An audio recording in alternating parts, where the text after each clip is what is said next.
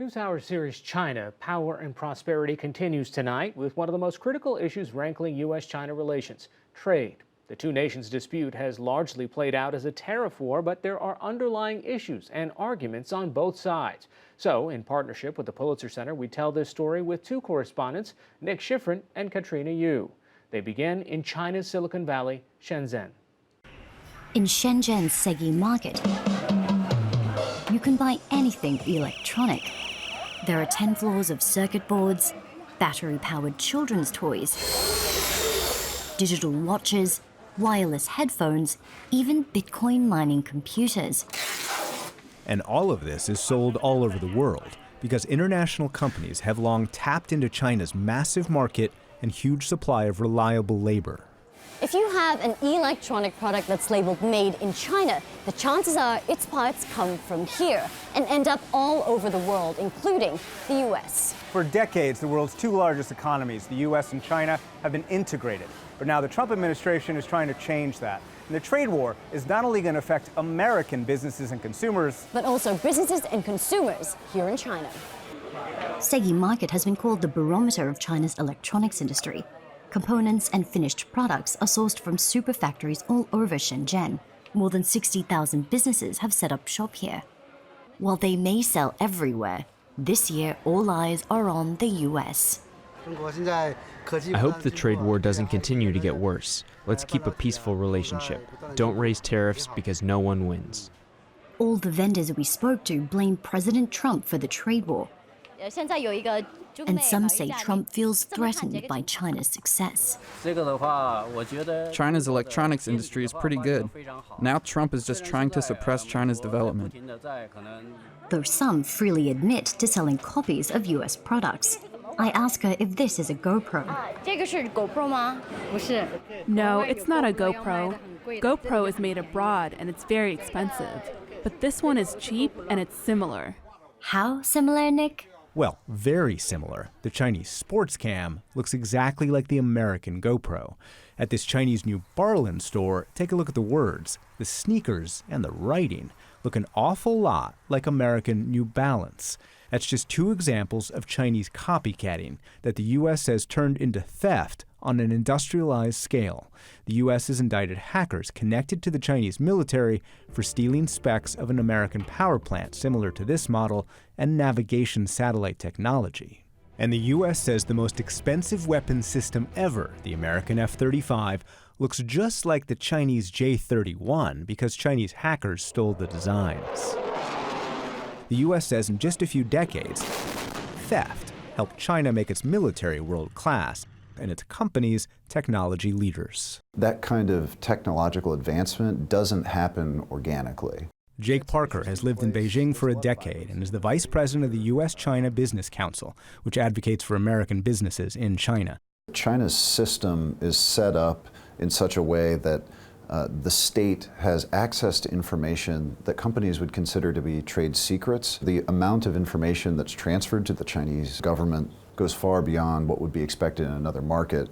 As businessman and presidential candidate, Donald Trump has accused China of pursuing decades of predatory trade practices. We can't continue to allow China to rape our country, and that's what they're doing. It's the greatest theft in the history of the world. When you see China, these are fierce people in terms of negotiation. They want to take your throat out. They want to cut you apart. The Trump administration has increased U.S. demands that China stop intellectual property theft and what the U.S. calls other unfair trade practices. The administration has released two major investigations into Chinese corporate theft and labeled Chinese computer, telecom, and technology companies risks to American national security. President Trump has raised issues that have been an irritant in the relationship for a very, very long time. You know, we're the piggy bank that everybody steals from, including China. That have not been adequately addressed by the Chinese side. And frankly, those issues go to the core of how China's economic system operates. It's state-owned enterprise reform, it's industrial policy, it's subsidies, it's overcapacity. These are not going to be easy solutions that China is going to be able to implement immediately. That's because those protectionist measures and state-sponsored business development have fueled China's rapid economic rise. Nowhere is that more obvious than China's artificial intelligence, or AI, industry. In China's northeastern Liaoning province, X-Robot is working on human-like AI robots. China wants to be the global center for AI by 2030, and some in the Trump administration believe China is fast closing the gap on the US's dominance of AI. They can mimic facial expressions, respond to questions,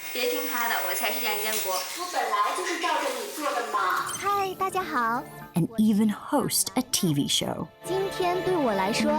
X-Robot President Yang Dongyue says his company will be one of the first in the world whose robots can replace service employees. Their main function is to communicate with people, so a good appearance is a must. If the robot is very good looking, like a pretty lady or a handsome man, people will feel more pleasant when talking with them. Beijing has been so determined to catch up and surpass the US in AI technology, it's committed $150 billion to its development. X-Robot acknowledges that it receives government subsidies, but refuses to disclose how much. Meanwhile, China accuses the US of investing billions on its own AI technology, like this robotic pack mule that's being funded by Pentagon Research. But Katrina, the U.S. denies that Pentagon spending is a subsidy and complains China's subsidies are into private companies and concealed in every industry, tilting the global playing field in China's favor and violating international trade rules. The Chinese Communist Party has used an arsenal of policies inconsistent with free and fair trade. These policies have built Beijing's manufacturing base at the expense of its competitors, especially the United States of America. China has built its own manufacturing base that provides cheap and efficient labor, and many US businesses use it to maximize profits. Shanghai General Sports is one of the biggest bicycle manufacturers in China. The company produces more than 3 million bikes every year. CEO Lei Ge attributes the company's success to building close relationships with his partners abroad, particularly in the US. We work with our partner in the States as a family. That's why we can become so close. That supply chain integration has built up over 30 years, and it means the trade war has hit Shanghai General Sports and many companies in China that sell to the US. Lei has had to let go about 30% of his staff. It doesn't help that China's economic growth has slumped to its lowest level in nearly 3 decades. Oh, well, we hate this. It's just more difficult than ever. Of course, we feel disappointed and we feel upset, but there's nothing we can do. This factory produces up to 13,000 bicycles every day. They're sent to countries such as Australia, Canada, and Japan. But 80% of them are made for the United States. And arrive in this South Carolina factory. We're producing this year about 300,000 bicycles. Arnold Kamler is one of the primary buyers of Shanghai General Sports' parts. He's the chairman and CEO of Kent Bikes, one of the largest bike wholesalers in the U.S. On every bike frame imported from China, Kent has to pay a 36% tariff to U.S. customs. On every tire, it's 30%. When you pay that amount to U.S. customs, do you therefore increase your prices to your clients? Of course. The bicycle business is a very high volume, but unfortunately for me, a very low profit margin business. And so when we have an increase of that size, we have no choice but to raise prices. And those higher prices have led to a 20% drop in sales since the trade war began. And that's meant Kamler's had to lay off a quarter of his employees. These tariffs are hurting us very badly, but we're a smart company, and so we'll overcome this challenge by sourcing elsewhere over time. And that's exactly what's happening. General Sports will turn this field in Cambodia into a 500,000 square foot factory. Lei says it's an investment he wishes he didn't have to make because he fears labor costs will rise. I prefer stay in China, speak same language, and it's easier to find workers.